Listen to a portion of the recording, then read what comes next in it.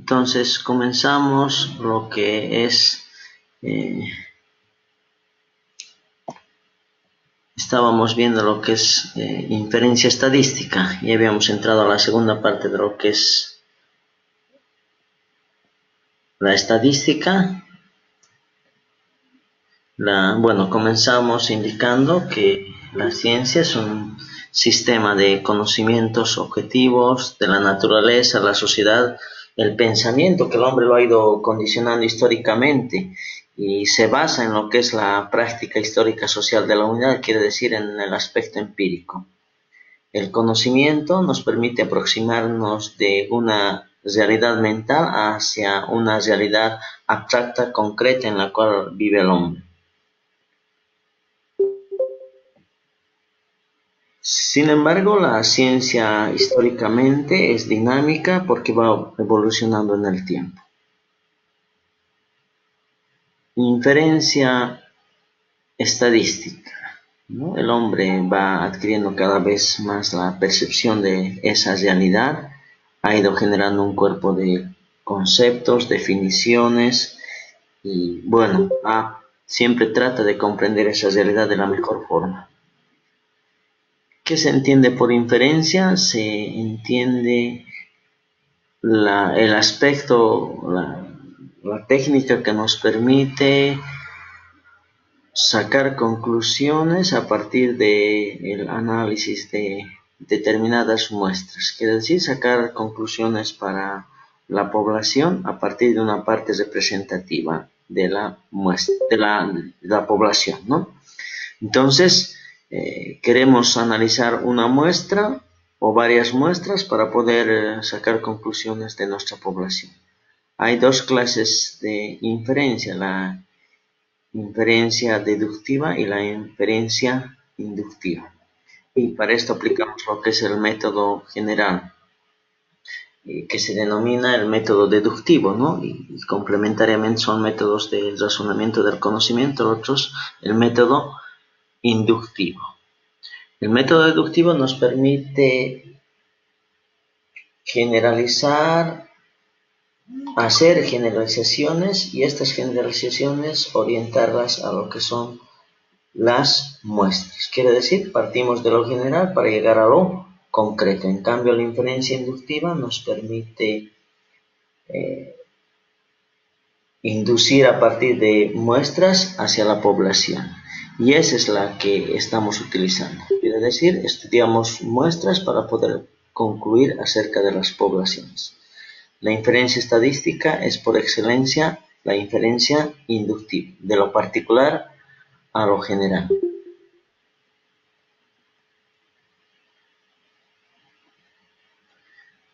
Población. La población, la totalidad de elementos, objetos, personas, instituciones, pacientes, enfermos que al menos tienen una característica en común y que estamos interesados en estudiarlos.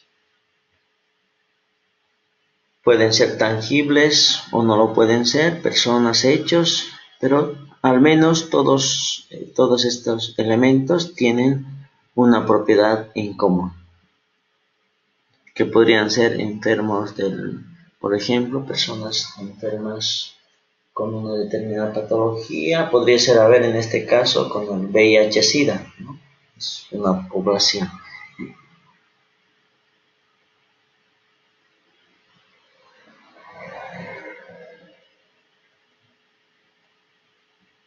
Entonces, población de empresarios, la población de lo que son los desempleados, la población de los animales, etcétera, ¿no? De las personas, como les había indicado, con alguna patología. Representan lo que es la población, la totalidad. De las personas con VIH-Sida, por ejemplo, en todo caso, la población sería, su característica en común sería la enfermedad que poseen, ¿no? En tema de animales, los distintos animales también que podemos estudiar en la parte de veterinaria. Cuando trabajamos con una población nos referimos a una unidad de análisis. Quiere decir el elemento genérico de la población, objeto de estudio, ¿no? La persona, la enfermedad en la persona, y esta unidad de análisis posee determinadas características.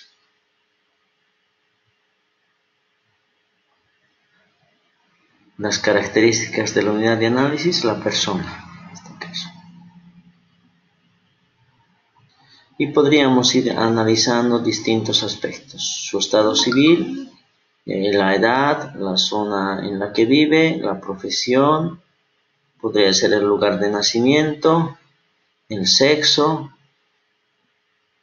de la infección estomacal, por ejemplo, de niños entre 0 y 4 años, el tema de neumonía, etcétera, ¿no? Distintas características, ¿no? En función de su sexo, en función de la edad, etcétera. Y a partir de esa persona podemos ir identificando las otras propiedades y características que tiene.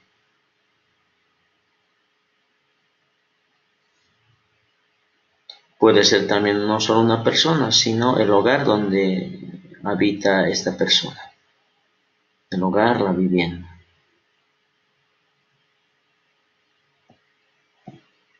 La variable aleatoria podría ser ahora edad, lugar de nacimiento, profesión, enfermedad, etc. Estas características habíamos mencionado que las podemos graficar, las podemos representar en funciones y las podemos ir generalizando a través de funciones que representan a esas variables aleatorias. La muestra es un subconjunto representativo de la población y podemos tener una muestra probabilística y no probabilística. Probabilística se refiere cuando está asociada al azar y donde cada uno de los elementos tiene la misma probabilidad de ser elegido. Si estamos hablando de 10 personas que están esperando la consulta para medicina general, entonces cada paciente para ser seleccionado tendría la misma posibilidad, ¿no? 1 sobre 10 en este caso, ¿no? Queremos estudiar a los 10 individuos, pero todos tienen esa misma probabilidad de ser, en todo caso, seleccionados. Y si hablaríamos de los pacientes, por ejemplo, en medicina general, al mes, ya ahí es un poco más amplio nuestra población, y de esa población podemos obtener una muestra. Todos ellos tienen la misma probabilidad de ser elegidos. A eso se llama un muestreo probabilístico, pero también este muestreo no puede ser no probabilístico o intencional, ¿no? En muchas investigaciones elegimos la muestra no probabilística, intencional, ¿no? Quiere decir dirigido solamente a aquellas personas. Podemos seguir con ese ejemplo: las personas con VIH-Sida va a ser no probabilística, podría ser todas las personas, ¿no? que están con ese problema, y bueno, sería nuestra muestra. Con un cierto grado ya de avance también de la patología podría ser. Métodos de selección de muestras aleatorias: podemos tener muestreo aleatorio simple, estratificado, por conglomerados o sistemático, ¿no? Inclusive existen otro tipo de muestreos para poder seleccionar esa parte representativa, porque tenemos una población y de esa población tienen que ser elegidos una parte representativa. Si es probabilística, al azar. Pero ¿cómo elegiríamos a esa parte representativa? Tenemos que tener una determinada técnica, ¿no? El muestreo aleatorio simple es el más común, ¿no? ¿Y de qué va a depender que yo utilice un determinado muestreo? Va a depender de el propósito de mi investigación, va a depender del análisis de mi población, ¿no? Cuáles son esas características que tienen y cómo están ellos presentes en esa realidad, ¿no? Entonces, puede ser por estratos, por ejemplo, tal vez si estamos hablando de distintos hospitales en la ciudad y bueno, la ciudad está dividida por distritos y podríamos hacerlo un muestreo estratificado, estratificarlo por distritos, ¿no? Y cada distrito podríamos analizarlo y de cada distrito podríamos sacar una muestra representativa para que puedan. Y en cada distrito obviamente va a haber un hospital y bueno, podríamos abarcar en sí toda la ciudad, ¿no? Para que podamos tener una investigación bastante completa.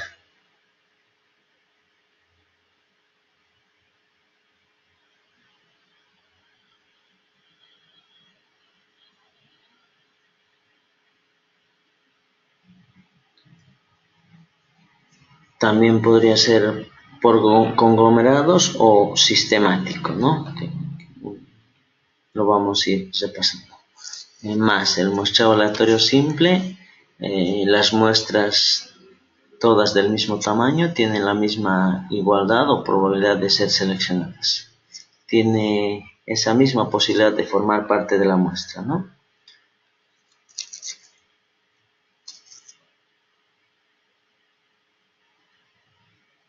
Por ejemplo, podríamos hablar lo que es muestra aleatoria simple, todas las personas que habrían consultado, por ejemplo, lo que es odontología, ¿no? Odontología.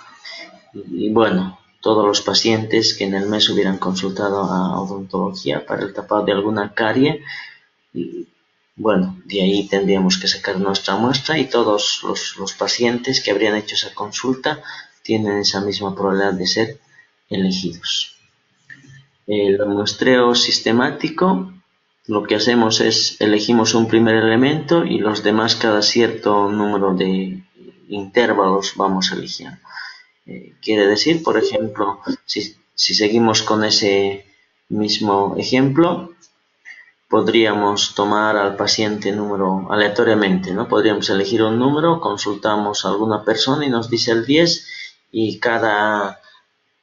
el paciente número 10 que ha consultado en el mes a odontología sería seleccionado y podríamos tomar un criterio, por ejemplo, de 8, cada 8 pacientes. Entonces el siguiente sería el 18, el siguiente el 26, el siguiente el 34, el 42, quiere decir vamos adicionando 8 a partir del número inicial que habíamos indicado y estaríamos determinando nuestra muestra. El muestreo estratificado, dividimos la población en subpoblaciones llamados estratos y elegir en cada estrato un cierto número de elementos. Como les hablaba, si podríamos estar haciendo ahora del estudio de las caries tal vez, algún problema médico y en ese caso podríamos tomar como estratos cada uno de los distritos y dentro de esos distritos los centros médicos, ¿no? O hospitales que existen y que realizan esta atención y de ahí iríamos escogiendo basados en un cierto número de elementos.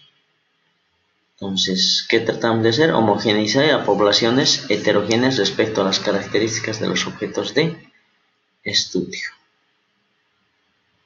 Por muestreo por conglomerados, las poblaciones están divididas en subpoblaciones llamadas conglomerado y cada conglomerado es una unidad de muestreo, ¿no? Podríamos referirnos, por ejemplo, a los pacientes de un hospital y cada conglomerado podría ser una especialidad, ¿no? Una especialidad que tiene el hospital y bueno, de esa especialidad podríamos elegir ciertas submuestras.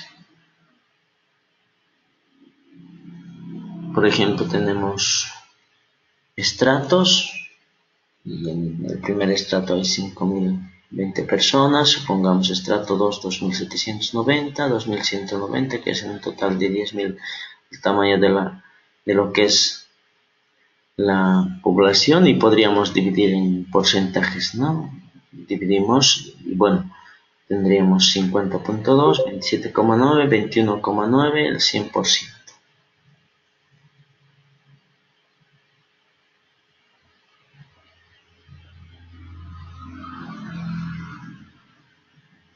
Parámetro es el valor característico de una variable aleatoria. Cuando me refiero al parámetro, me refiero a lo que es una medida de la población. En cambio estadístico, un valor que se obtiene mediante operaciones, ¿no? Con datos de la muestra. Entonces, el estadístico es un indicador, una medida que caracteriza a la muestra, la característica es la muestra, en cambio el parámetro, la característica es la población. Podemos tener una media muestral o una media poblacional, ¿no? A esa media poblacional yo le llamo parámetro. A la media muestral, estadístico.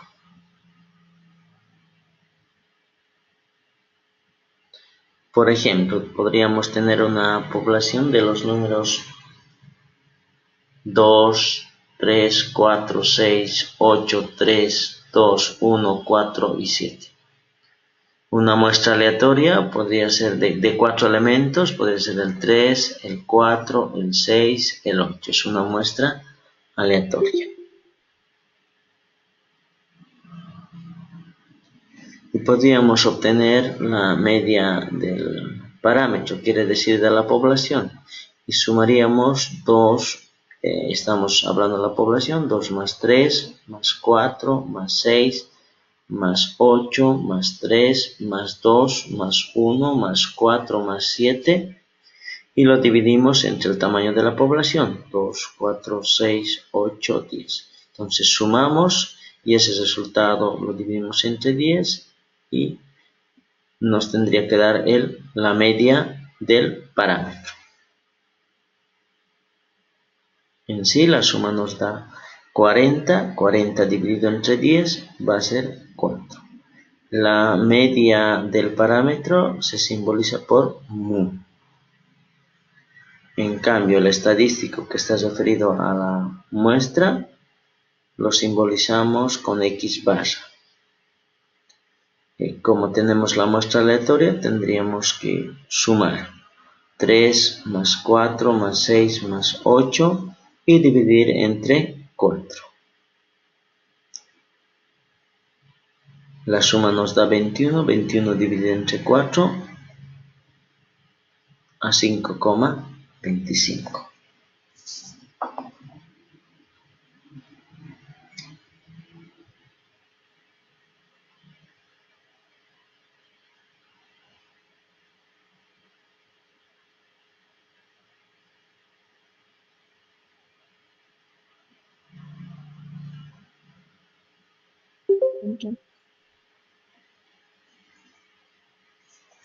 Ya, entonces, si obtenemos la media mu para la población se llama parámetro, en cambio estadístico para lo que es la muestra. Y la simbología también es distinta.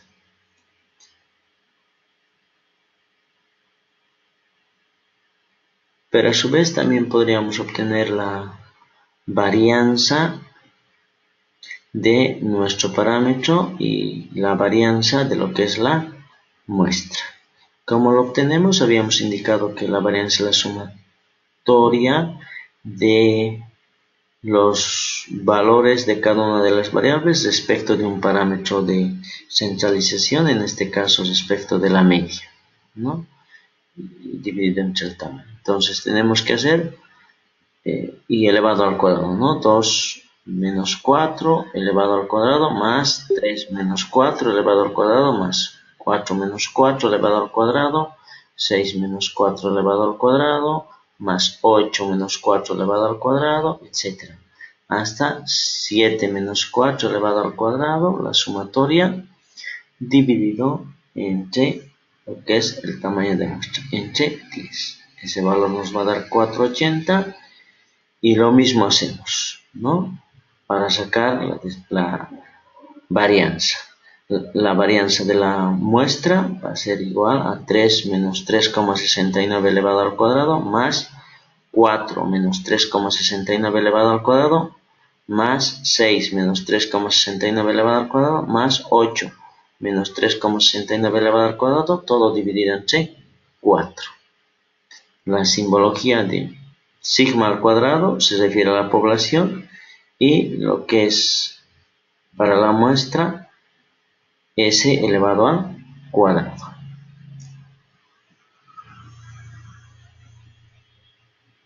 Tal vez algunos momentos.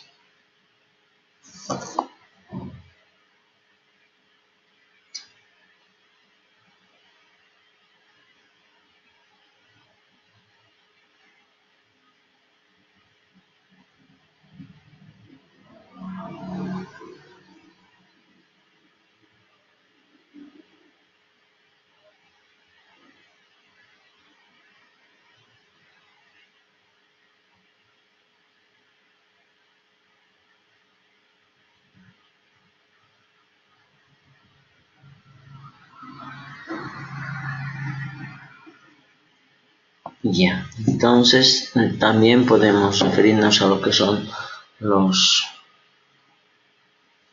momentos muestrales, ¿no? Una muestra aleatoria de x sub 1, x sub 2 hasta x sub n, el momento erésimo muestral se define como la sumatoria del x sub i elevado al r momento sobre n, ¿no? Es decir, si quiero hallar el momento 3, vamos a poner sumatoria de x sub i elevado al cubo dividido entre n. La esperanza matemática del momento erésimo muestral es igual al momento erésimo poblacional, ¿no? Tenemos la esperanza del momento erésimo muestral es igual al momento erésimo poblacional. Esta es la simbología de la esperanza matemática muestral y esto es de lo que es la media y referido a la población.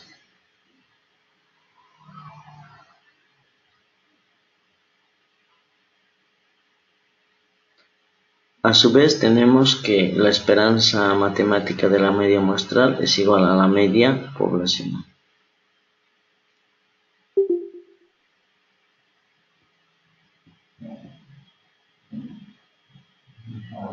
Un segundo teorema, la varianza de la media aritmética es igual a la varianza poblacional dividida por el tamaño de la muestra para poblaciones finitas. ¿Qué estamos haciendo? Estamos obteniendo algunos indicadores basados en lo que es la muestra y basados en lo que es la población. Varianza de la media muestral es igual a la varianza poblacional dividida entre el tamaño de muestra.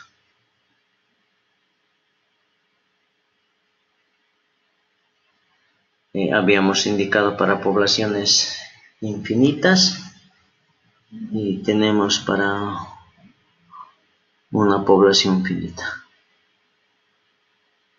Bueno, dentro de las poblaciones podemos ver que existen poblaciones finitas y poblaciones infinitas. Por ejemplo, podemos referirnos a lo que es una población finita, podrían ser los pacientes que consultan a oftalmología, ¿no? En un centro médico, el número de pacientes en el día que consultan a oftalmología, ¿no? Entonces es una población finita, no es una población finita, porque vamos a tener un número al finalizar el día, ¿no? Que podría ser un 15, 20, por ejemplo, ¿no? 20 pacientes que han sido atendidos, ¿no? Durante el transcurso del día, lo que es oftalmología. Pero, bueno, la característica de la población finita es que se puede contar, bueno, se asemeja a lo que son los números reales. En cambio, una población infinita es difícil que podamos contar. una población infinita, podríamos referirnos a ver, por ejemplo, a los pacientes. Un poco difícil de definir, pero lo podríamos hacer, ¿no? A todos los pacientes que actualmente existen en el planeta y que tienen, por ejemplo, resfrío, ¿no? ¿Por qué? Porque, bueno, lo podríamos ir contando, pero van a ir aumentando, ¿no? El tema del resfrío, por ejemplo, es una enfermedad que va a ir apareciendo en cada momento y a medida que vayamos tratando de cuantificarlo va a ser un poco difícil, ¿no? Si la población es finita, la varianza de la media es igual al anterior resultado multiplicado por el factor de corrección.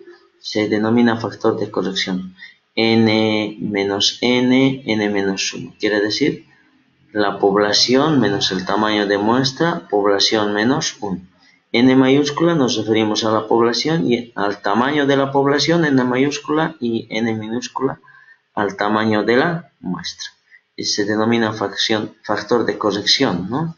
Entonces tendríamos que multiplicar este factor de corrección cuando la población es finita. Hacer la diferencia entre la población, entre el tamaño de la población menos el tamaño de la muestra, dividido entre el tamaño de la población menos 1, en ese sentido.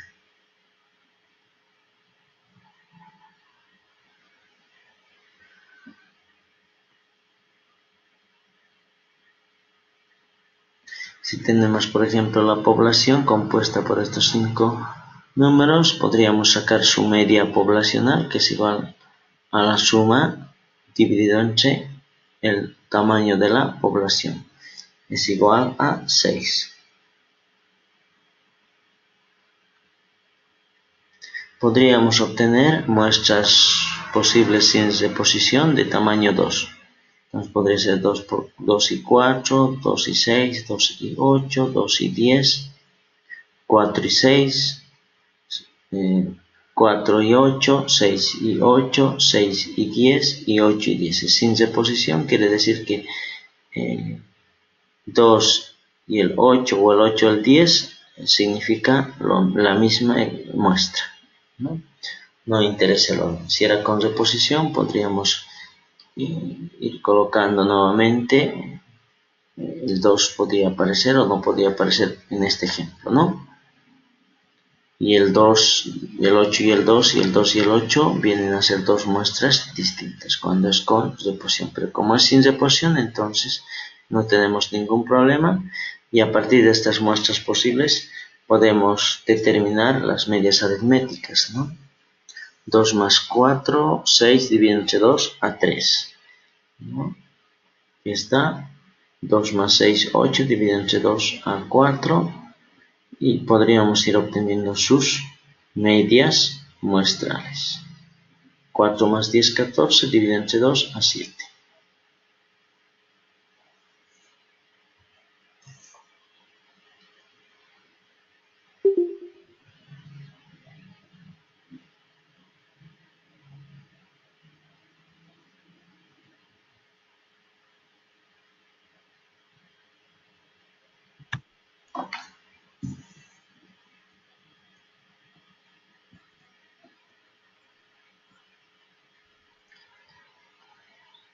Podemos tener una distribución de probabilidades de la variable aleatoria que viene a ser la media y su distribución de probabilidades respectiva.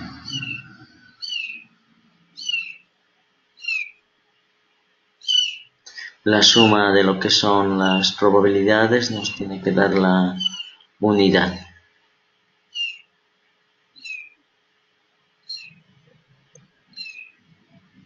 Entonces aquí es igual la esperanza matemática de la variable aleatoria a la multiplicación de la variable, en este caso la media, por su respectiva probabilidad. 3 por 1 sobre 10 más 4 por 1 sobre 10 más 5 por 2 sobre 10 más 6 por 2 sobre 10 más 7 por 2 sobre 10 más 8 por 1 sobre 10 más 9 por 1 sobre 10. Hacemos esa suma y tenemos la esperanza matemática que es igual a 6. Y lo que habíamos indicado, ¿no? Un teorema que la esperanza matemática de la media va a ser igual a la media poblacional.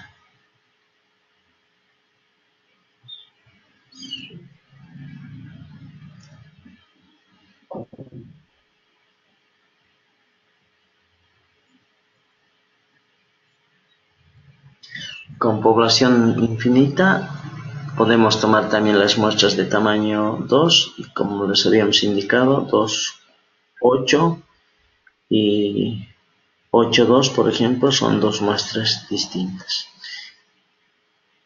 Entonces tendríamos estos 25 elementos y además cuando es con reposición podríamos tener, el primero podría salir 2 y el segundo 2, pero cuando es sin reposición solamente puede salir una sola vez. Y también se puede tomar lo que son las medias aritméticas de cada una de las variables. 10 más 6, 18, dividido entre 2 a 8. 4 más 10, 14, dividido entre 2 a 7. Entonces podemos sacar también lo que son de las muestras sus medias aritméticas.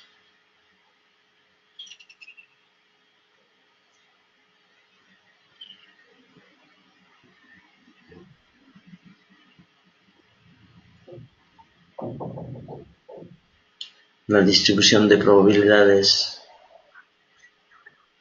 lo tenemos en ese sentido y podríamos obtener también la esperanza de la media muestral que es igual a 6 y que a su vez es igual a la media poblacional.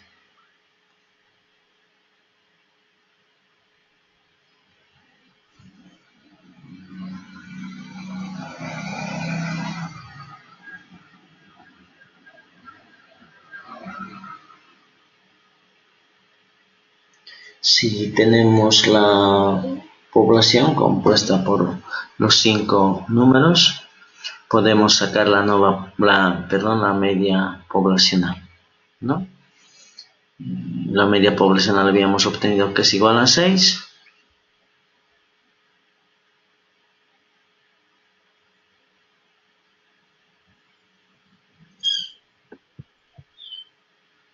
¿Cómo sacamos la media poblacional? Podemos sumar, hacemos la suma y dividimos entre 5, ¿no? Tendríamos 28, 29, 30. 30, la suma nos da 30. 2 más 4 más 6 más 8 más 10, 30. Dividido entre 5, 30 entre 5 a 6. La media poblacional es 6. Y la varianza, ¿cómo obtenemos la varianza? Como les había indicado. Anda, ¿dónde tus babas? 2 menos 6 elevado al cuadrado más 4 menos 6 elevado al cuadrado más 6 menos 6 elevado al cuadrado más 8 menos 6 elevado al cuadrado más 10 menos 6 elevado al cuadrado dividido entre el tamaño de la población. En este caso 5. Este sería n mayúscula. Hacemos la diferencia elevada al cuadrado y sumamos y después dividimos entre 5 y eso nos va a dar igual a 8.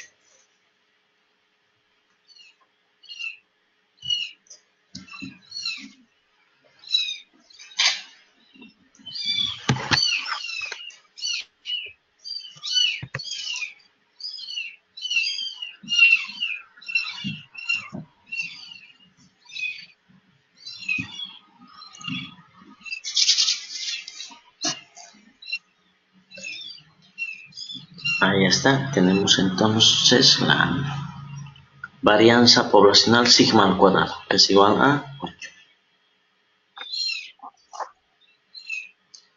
A su vez, la distribución de probabilidades de la muestra de tamaño 2 con reposición lo tenemos aquí.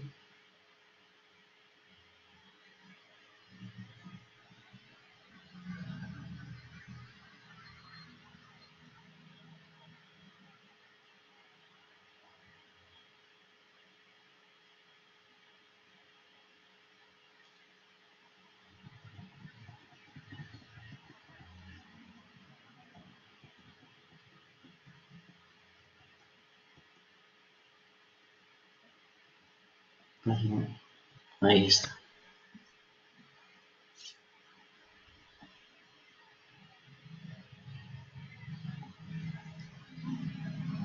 Un teorema bastante importante nos indica que la varianza de la media muestral es igual a la diferencia de la esperanza de la variable x elevado al cuadrado, de la media de la variable x elevado al cuadrado menos la esperanza de la media elevado al cuadrado.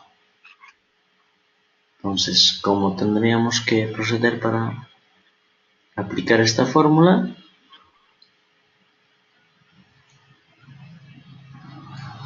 Lo que hacemos es obtener inicialmente la media elevamos al cuadrado, ¿no? Y obtenemos su esperanza. Media elevado al cuadrado. Por su respectiva función de probabilidad, ¿no? Para sacar la esperanza en sí, ¿no? Tenemos que sacar la esperanza de la media elevado al cuadrado. Lo primero que hacemos es la media elevado al cuadrado por su función de probabilidad más la media elevada al cuadrado por la función de probabilidad más, etcétera, ¿no? La media al cuadrado por su función de probabilidad y hacemos este cálculo y vamos a obtener que la esperanza de la media elevada al cuadrado había sido igual a 40.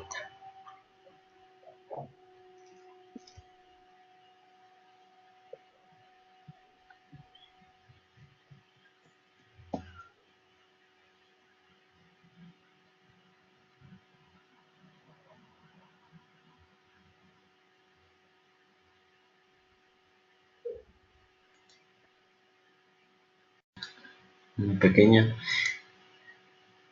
interrupción, algún ruido, y ya seguimos. Entonces, tenemos que sacar la varianza de la media muestral, ¿no? Y esto es igual a la esperanza de la media elevada al cuadrado menos la esperanza de la media elevada al cuadrado.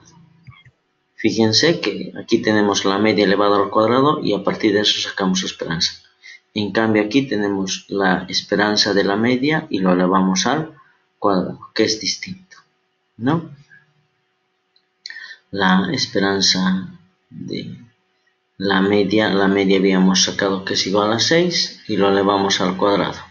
Entonces tenemos una varianza igual 40 menos 6 elevado al cuadrado, que es igual a 4.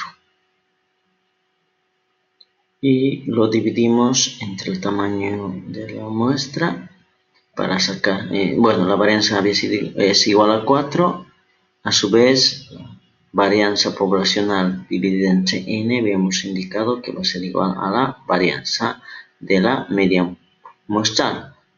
Y esto es igual a 8 dividido entre 2, porque eran grupos de 2, que es igual a 4. Con lo que demostraríamos que es el mismo resultado. Ahora sí.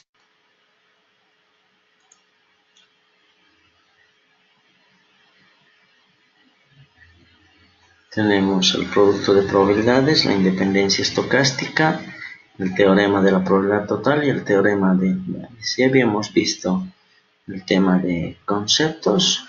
La probabilidad está referida a lo que es el número de aciertos sobre el total de eventos que tenemos, ¿no? Número de veces que se ocurre el experimento sobre el total, en todo caso, de experimentos que se realizan. Habíamos indicado que la probabilidad va a fluctuar entre el intervalo 0 y 1. Entonces 0 cuando no tenga probabilidad y va a ser 1 cuando sea el 100%. La probabilidad del espacio muestral es 1. Habíamos indicado la probabilidad de el conjunto A unión el conjunto B. En este caso el suceso A unión el suceso B va a ser igual a la probabilidad de A más la probabilidad de B. Siempre y cuando el conjunto A intersección B no sea el suceso imposible, ¿no? unión se convierte en suma.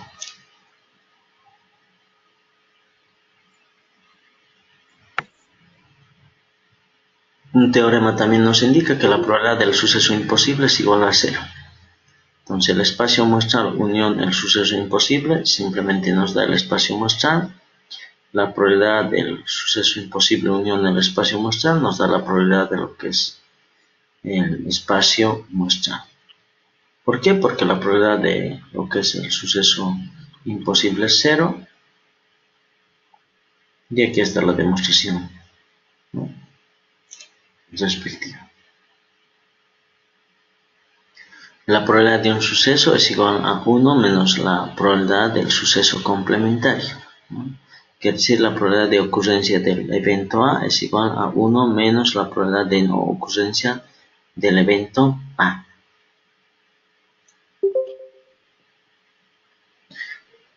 También habíamos analizado que A y B, si son dos sucesos, ellos no son mutuamente excluyentes. Si no son mutuamente excluyentes, entonces la probabilidad de A unión B es igual a la probabilidad del suceso A más la probabilidad del suceso B menos la probabilidad de A intersección B. Lo que queremos hallar es la probabilidad de A unión B, probabilidad de A, aquí está, unión B, toda esta parte. Entonces, ¿qué hacemos? Sumamos la probabilidad de A, toda esta probabilidad, más la probabilidad de B, toda la probabilidad de B, menos la probabilidad de la intersección de A, intersección B.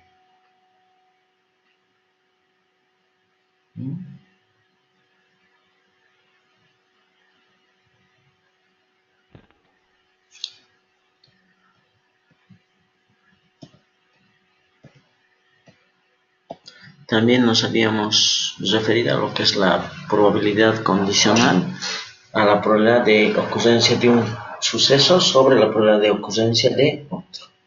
Probabilidad de A, en este caso será el suceso condicionado, B, suceso condicionante.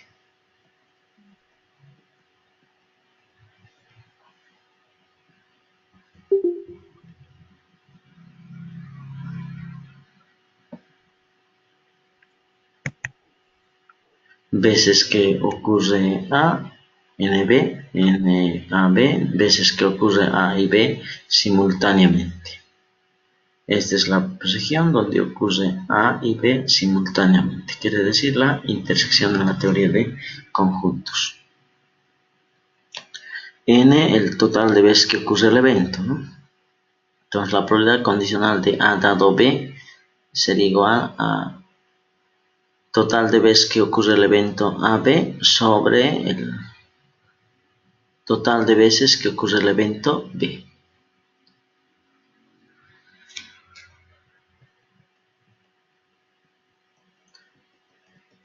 También habíamos referido a lo que es el teorema del producto de probabilidades, el teorema de la multiplicación, ¿no?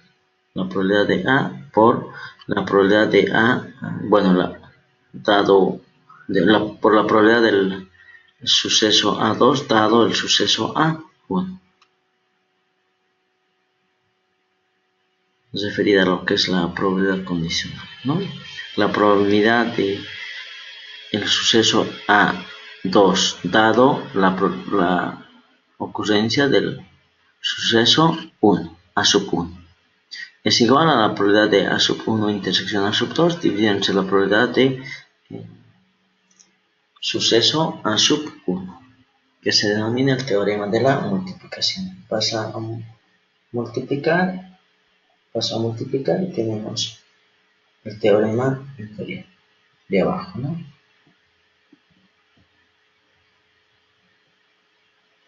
Independencia estocástica se refiere a que son independientes de A2, son conjuntamente independientes y vamos a tener que la probabilidad de los sucesos A sub 1, A sub 2, A sub 3 hasta A sub n va a ser igual al producto de las probabilidades para cada uno de los sucesos. Aquí está, estamos considerando la intersección y eso por independencia estocástica se va a volver el producto de cada una de las probabilidades.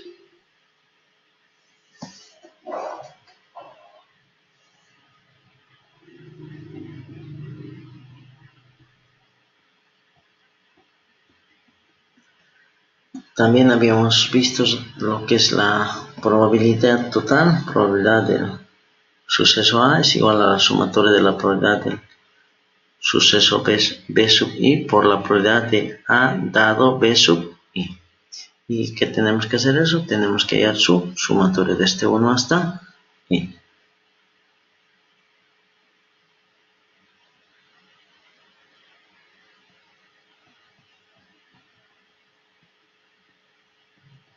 Ahí tenemos el espacio muestral, el conjunto de todos los resultados, y tenemos los sucesos B sub 1, B sub 2, B sub 3, B sub 4, B sub 5, B sub N.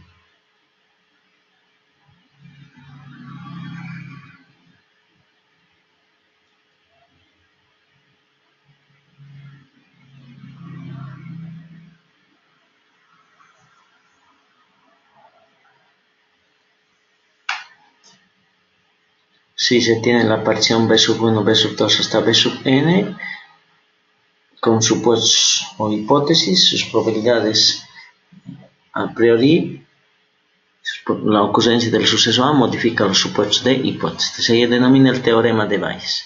Probabilidad de B sub J dado A es igual al producto de la probabilidad B sub J por la probabilidad de A dado B sub J dividido entre la sumatoria del producto B sub I por el producto de por el producto sí de la probabilidad de A dado B sub I, que se denomina el teorema de Bayes.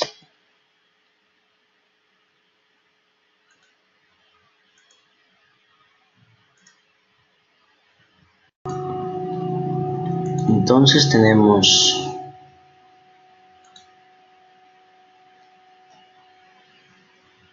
la estimación de parámetros. Parámetros habíamos indicado que está referido a un valor representativo que es de la población, ¿no? Obtenida a partir de la población. En cambio estadístico es de la muestra. Entonces, ¿qué queremos hacer? ¿Cuál es el propósito? Queremos estimar parámetros, quiere decir valores poblacionales, y a partir de qué estimamos, a partir de valores muestrales. A eso se refiere la estimación de parámetros.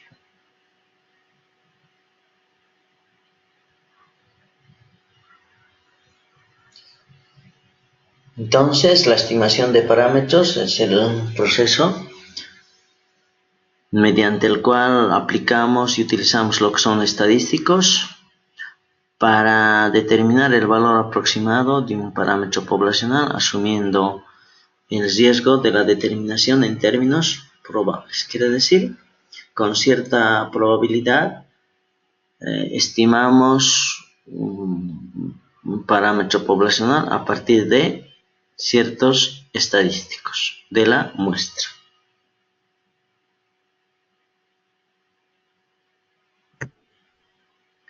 La estimación de los parámetros, quiere decir de los valores, cuando hablo parámetros a la población, de los valores poblacionales representativos, que podría ser, ¿qué vamos a estimar? ¿Qué parámetros estimamos? Estimamos a partir de una muestra la media poblacional, estimamos la varianza poblacional y posteriormente la desviación típica poblacional. Y esta estimación de los parámetros se puede realizar estimación puntual o por intervalos.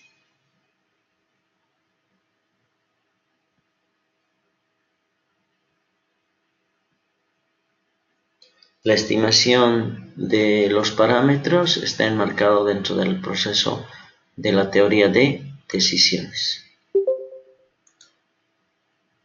Entonces, se presentan distintos estados de naturaleza. Se denomina el espacio paramétrico, el espacio muestral, el punto muestral, el espacio de acciones y la regla de decisión.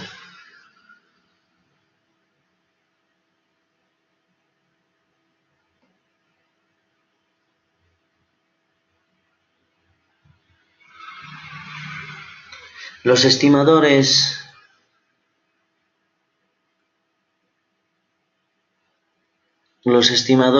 tienen ciertas propiedades, ¿no? Una de estas propiedades se denomina insesgamiento.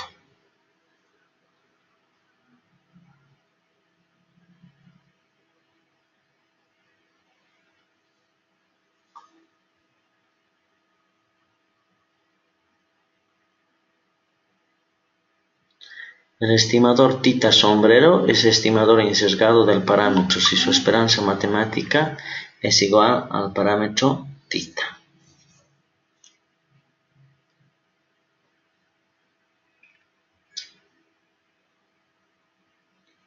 Hola, unos minutos.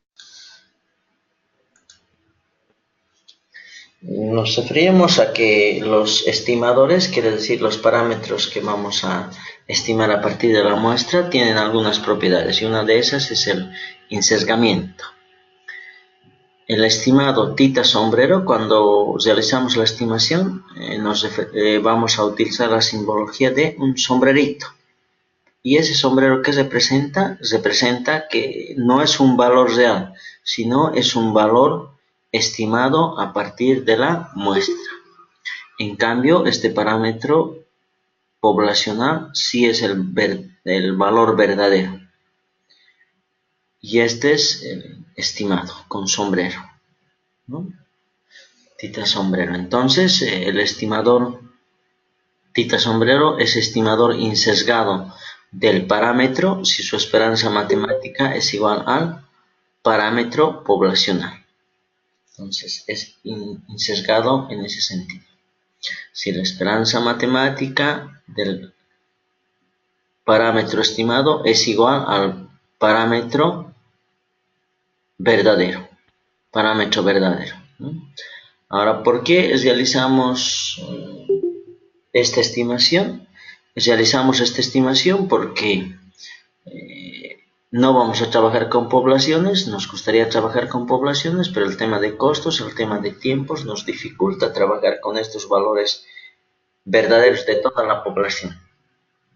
Entonces, en las investigaciones siempre vamos a ir trabajando con muestras y a partir de esas muestras vamos a ir estimando los valores verdaderos de la población.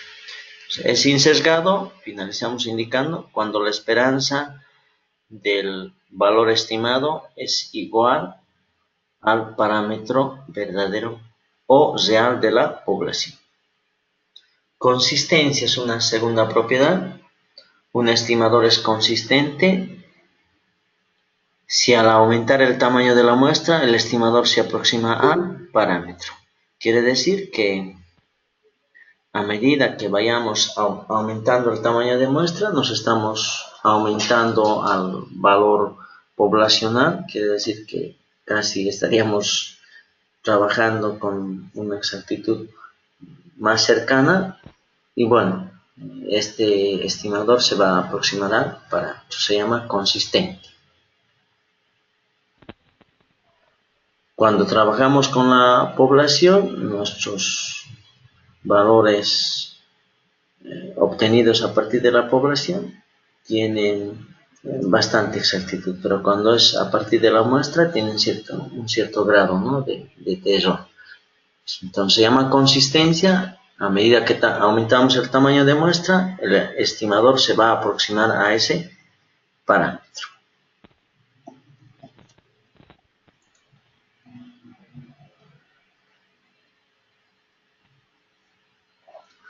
Ahí está la probabilidad del valor estimado menos el valor real va a ser menor o igual a un error y esto va a tender a 1.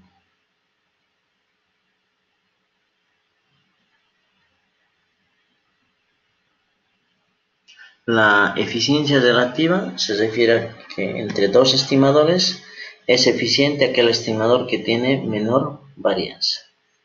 Entonces la varianza de valor estimado θ sub 1 sombrero dividido entre la varianza de parámetro estimado θ sombrero sub 2 va a ser menor a 1. Entonces, ¿cuál va a ser más eficiente? Aquel que tenga menor varianza, mínima varianza se denomina, ¿no?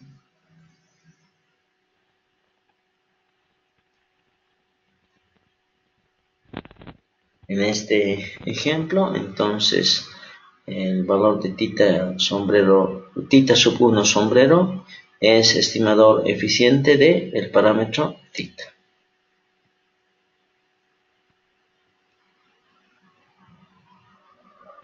Habíamos mencionado que hay dos formas de realizar la estimación y podría ser estimación puntual y estimación por intervalos. Estimación puntual de parámetros.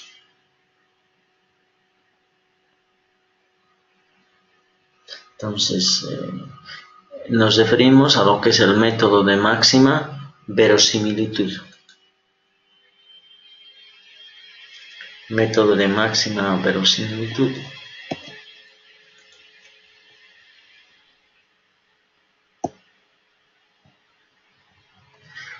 Se tiene una muestra aleatoria de x sub 1, x sub 2, x sub 3 hasta x sub n de una población con parámetros tita sub 1, tita sub 2, tita sub 3 hasta tita sub k que se desea estimar. Entonces generamos una función de verosimilitud denominada L que va a estar en función de la muestra aleatoria, de cada uno de los valores de la muestra aleatoria y los parámetros de la población que deseamos estimar. Estos son los valores reales y verdaderos de la población.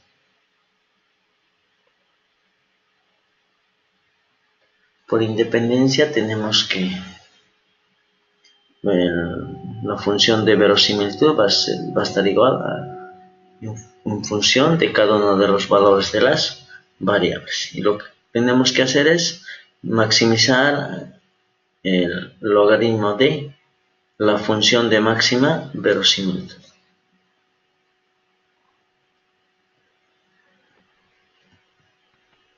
Entonces, las derivadas parciales de la función de verosimilitud respecto del parámetro poblacional van a ser iguales a 0.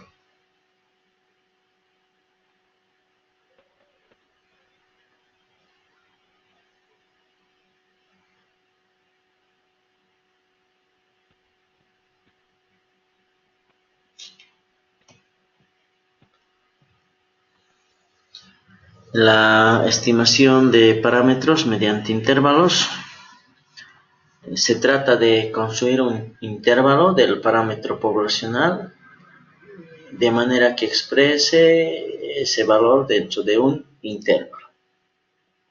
En cambio, este otro era puntual, ¿no? Una estimación puntual. Quiere decir que vamos a obtener un parámetro puntual, un valor, un número en este caso, y bueno, pero con un cierto grado de error. En este otro vamos a obtener ya también un intervalo y dentro del cual va a estar ubicado el parámetro que deseamos estimar.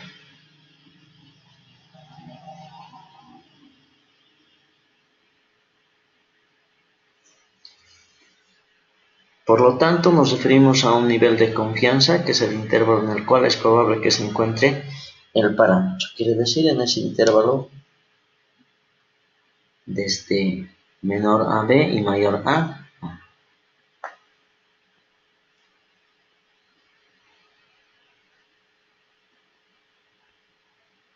El nivel de confianza se refiere al número de intervalos que puede contener el parámetro que estamos estimando.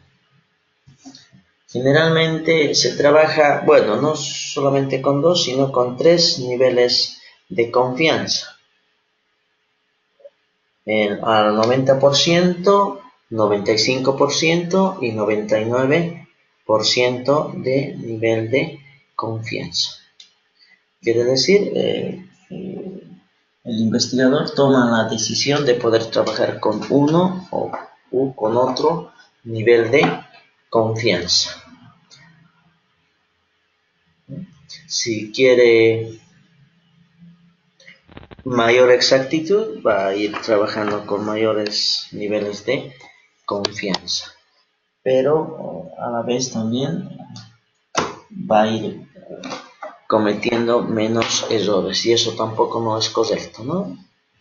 Algo coherente podría ser el de, aquí es muy cercano, ¿no? Un nivel de confianza del 99%, o sea, mayor nivel de confianza, menor nivel de error. Que tengamos una confianza del 99% y nuestro error sea el 1%, poco sesgado, 90 también ya también muy pesimista, muy optimista, tal vez el 95% sería coherente un nivel de confianza al 95% y un nivel de error al 5%.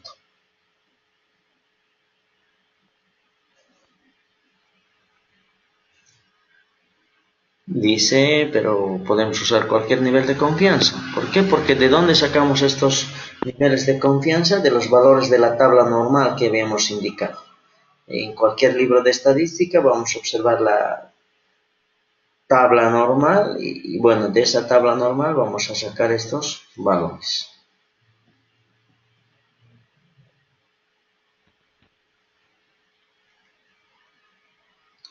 Para determinar el nivel de confianza,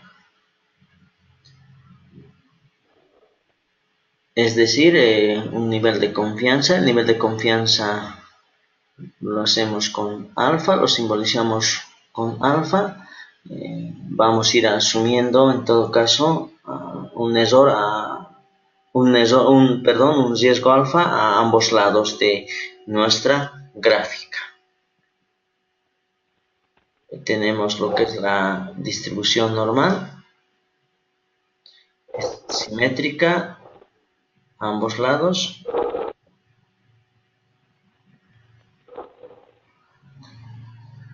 Y nos referimos a lo que es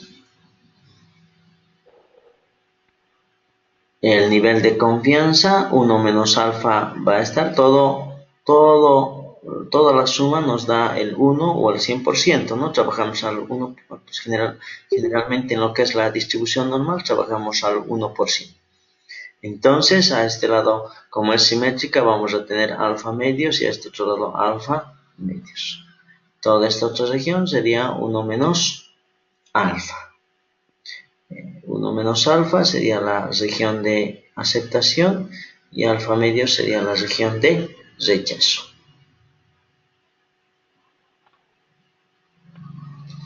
¿Qué tenemos que hacer para poder estimar los parámetros por intervalos? Seleccionamos inicialmente nuestra muestra aleatoria. Posteriormente calculamos el estimador puntual del parámetro a estimar.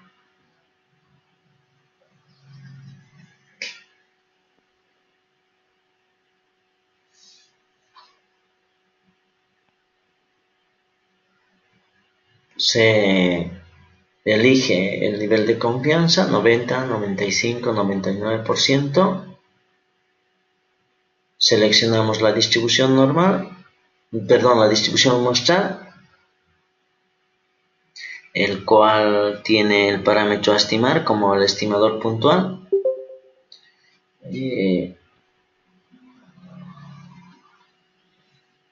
Determinamos la regla de decisión en base a la distribución muestral del estimador puntual.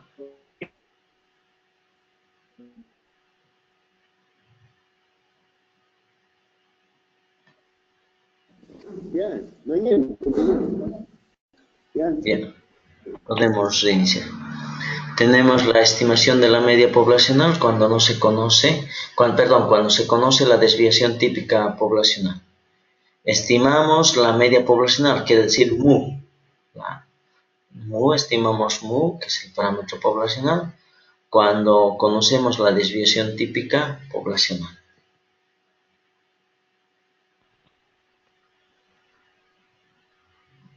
A partir de la distribución muestral de medias y fijándonos un determinado nivel de confianza, se plantea la siguiente probabilidad. La probabilidad de z va a ser menor a menos z sub 0 y va a ser mayor a z sub 0. Y esto va a ser igual a 1 menos alfa.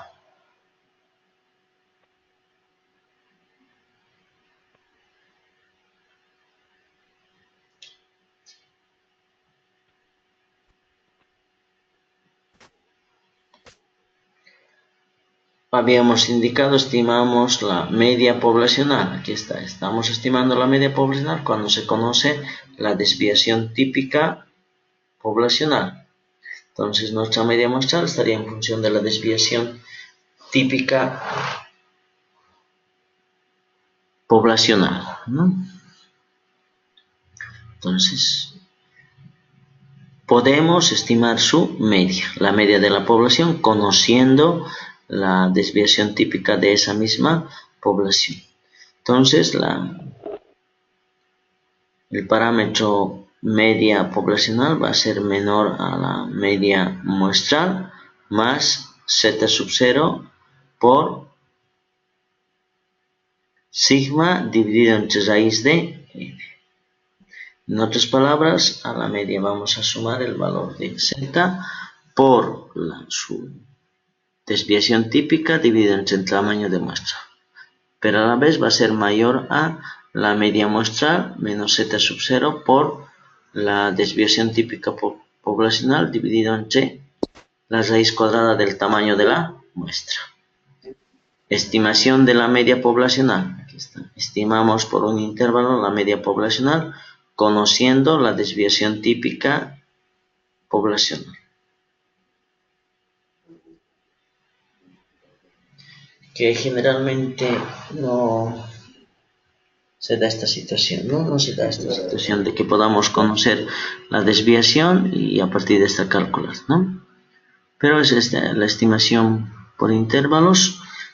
Cuando teníamos el primer caso, cuando la población es finita, si es infinita, aumentamos el factor de corrección por similitud. Y si afecto al primer miembro, voy a tener que afectar también al segundo miembro.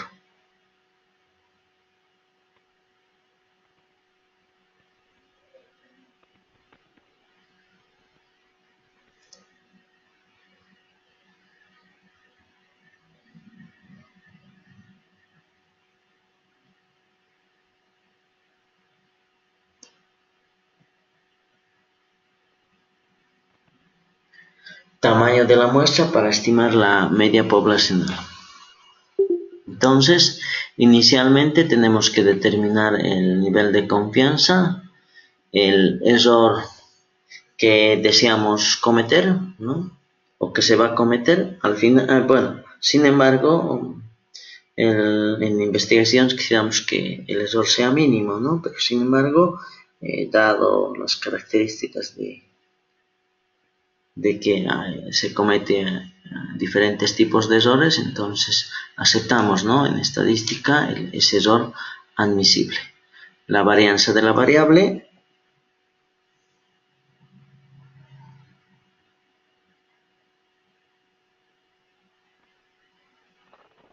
para una población infinita tenemos el valor de z sub 0 por la desviación típica dividida entre la raíz cuadrada del tamaño de la muestra.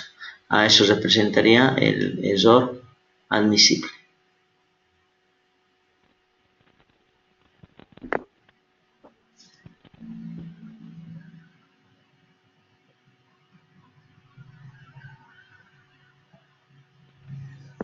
Ya. Tendríamos para una población infinita, para una población infinita. Entonces se obtiene el valor del tamaño de la muestra y para una población finita añadimos lo que es el factor de corrección.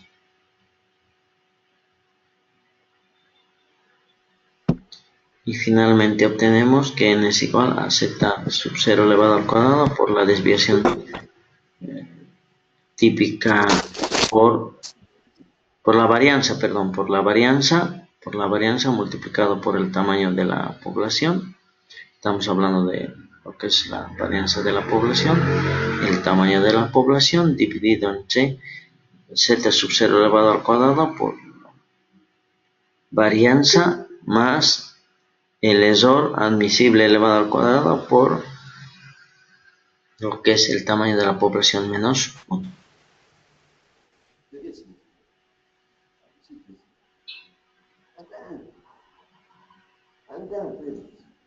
Unos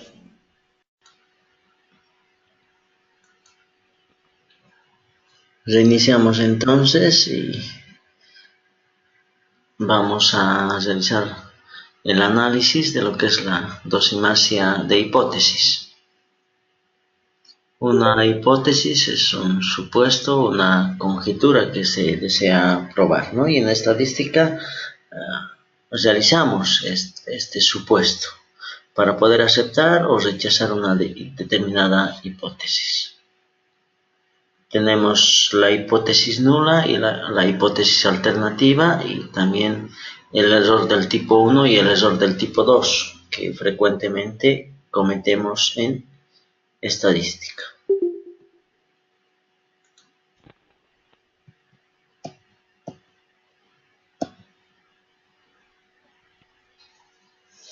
Bien. Podríamos realizar este análisis mencionando que tendríamos determinadas acciones. Por ejemplo, en el tema educativo, un buen estudiante, un mal estudiante, las acciones aprobar y reprobar. A sub 1 aprobar y A sub 2 reprobar. Una decisión correcta es que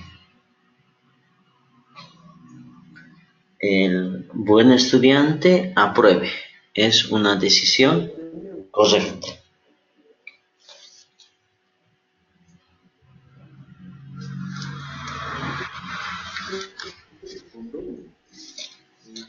¿Por qué? Porque lo correcto es que el estudiante que se dedica a sus estudios tenga que aprobar.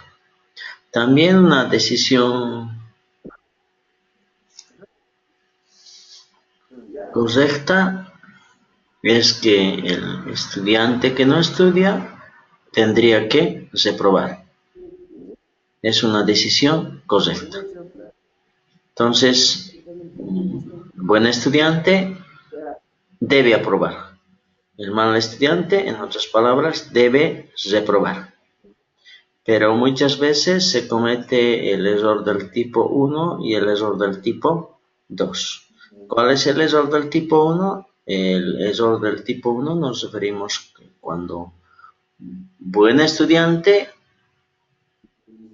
repruebe la materia. Error del tipo 1. ¿No? Porque ese es un error el más grave, ¿no? Que podríamos cometer, que el estudiante que se ha destacado repruebe la materia.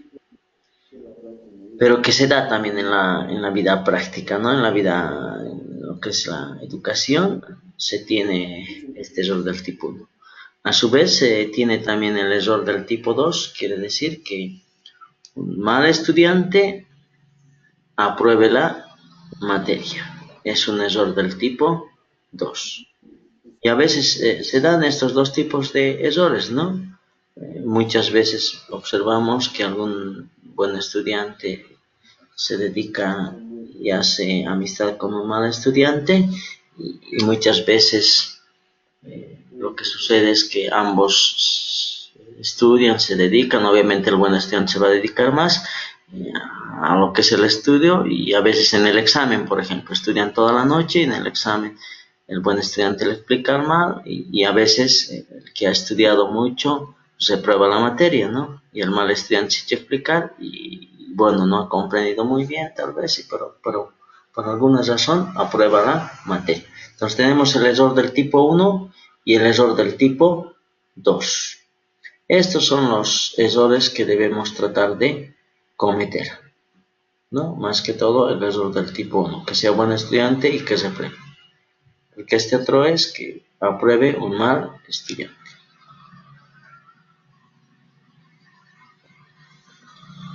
La dosimasia de hipótesis es un problema particular de decisión que se enmarca dentro de lo que es la teoría general de decisiones.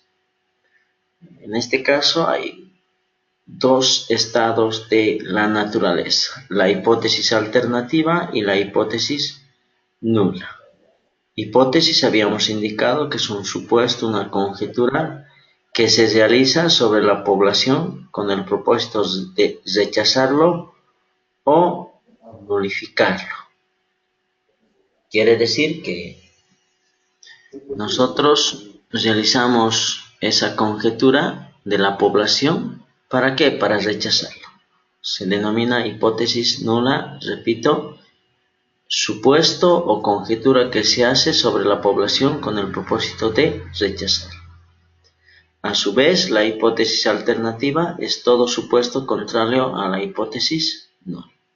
Quiere decir que si rechazamos la hipótesis nula, podríamos aceptar la hipótesis alternativa. Y como su nombre dice, es el supuesto que alterna a la hipótesis nula con el propósito de aceptarlo.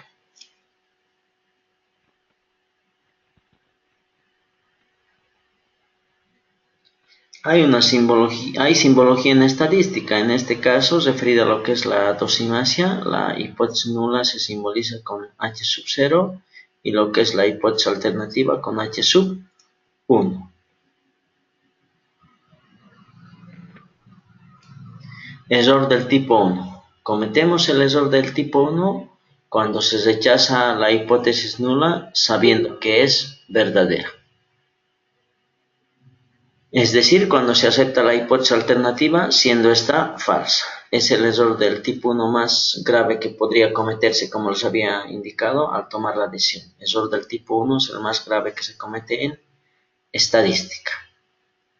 Quiere decir, rechazamos esa hipótesis sabiendo que es verdadera o, contrariamente, aceptamos la hipótesis alternativa conociendo que es falsa.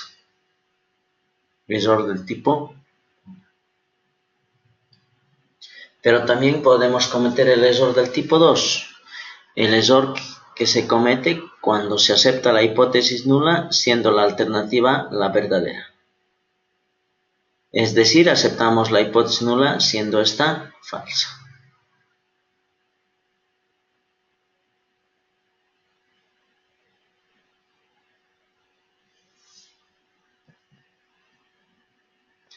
Nivel de significancia. La probabilidad de cometer error del tipo 1, que es el más grave de los errores, debería ser bastante pequeño. Generalmente, el error que se podría cometer estaría entre 1 y 5. En términos generales, máximo hasta el 10%, ¿no? De 1 al 10% podría ser la probabilidad de cometer algún error. Máximo al 10% de error y a un 90% de significancia.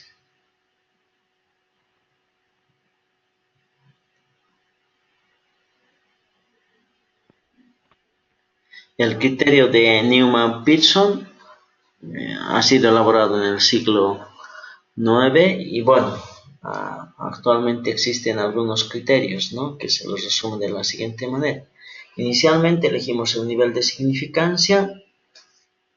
La decisión que tomamos es función de la muestra aleatoria y el estimador puntual del parámetro a dosimar.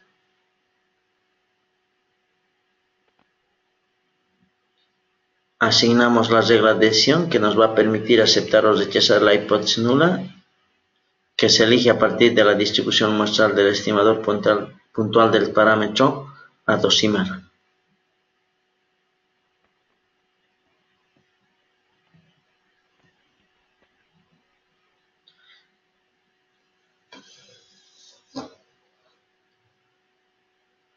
También nos referimos a lo que es la dosima unilateral de medias.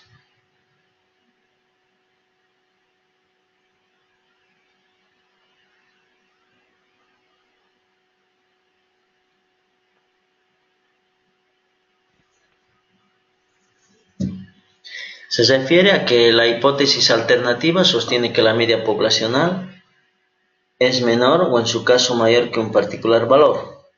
Este tipo de dósimas se plantean de la siguiente manera.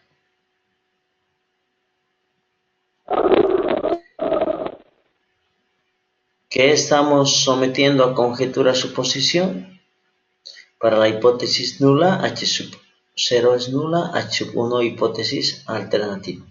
Partimos del supuesto de que la media poblacional va a ser igual a una media mu sub 0 O, a su vez, la hipótesis alternativa, que la media sea mayor a la media sub 0.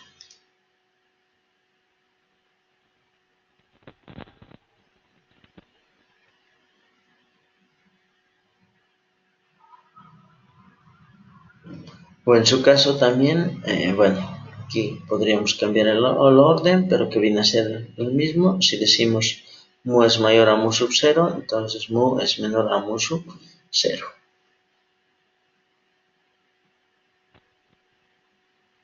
¿Cuál es el procedimiento que se sigue? Inicialmente fijamos el nivel de significancia. Se realiza el cálculo de la media muestral con la muestra aleatoria. Y calculamos la probabilidad de cometer el error de tipo 1 alfa sub 0 específico con la media muestral obtenida. Rechazamos la hipótesis nula si el valor de alfa sub 0 es menor al valor de alfa.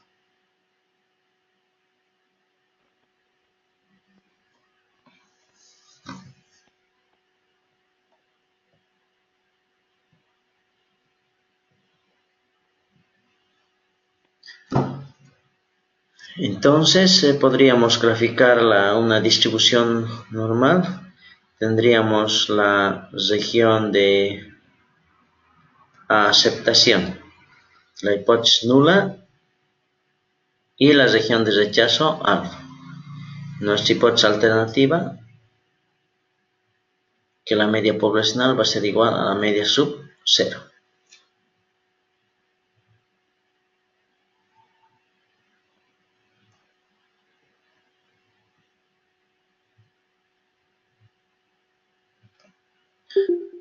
Estaríamos haciendo el análisis. Habíamos visto anteriormente el análisis a dos colas o también a una cola.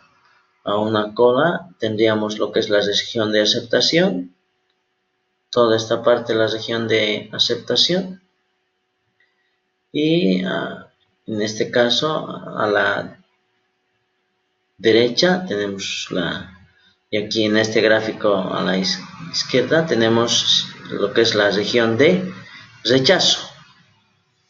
Entonces, aceptamos la hipótesis nula y en esta otra parte de alfa rechazamos la hipótesis nula y en otras palabras aceptamos la hipótesis alternativa. Aquí estuviéramos aceptando la hipótesis alternativa para ambos casos y en toda la región de aceptación estamos aceptando la hipótesis nula. ¿Y cuál es la hipótesis alternativa? Que la media sea menor a la media sub 0 que tenemos. Y aquí que la media sea menor a la media sub 0. Habíamos visto que es la dócima unilateral de medias, pero también tenemos la dócima bilateral de medias.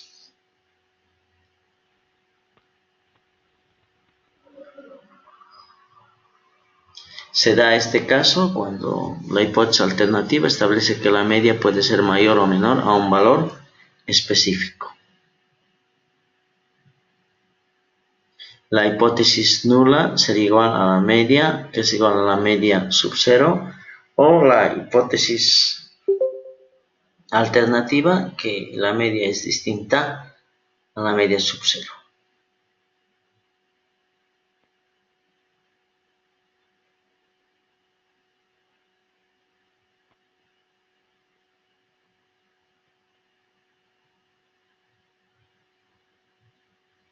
Ahí está, tenemos la dócima bilateral de medias y es bilateral porque consideramos tanto a la izquierda como hacia la derecha la región de no aceptación, a ambas colas en otras palabras. Se denomina colas, ¿no? Ambas colas. El proceso de la dócima es básicamente el mismo que el anterior.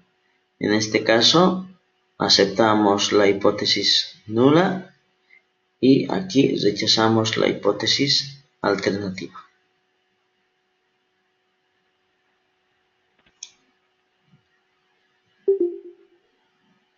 Si en la dócima unilateral de medias trabajábamos con alfa, ahora vamos a trabajar con lo que es a dos colas con alfa medios.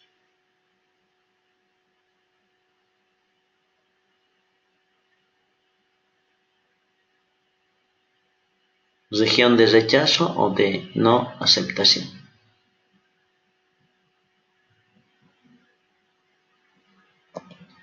Bueno, el tiempo ha sido suficiente para que podamos avanzar lo que es el tema de las dócimas.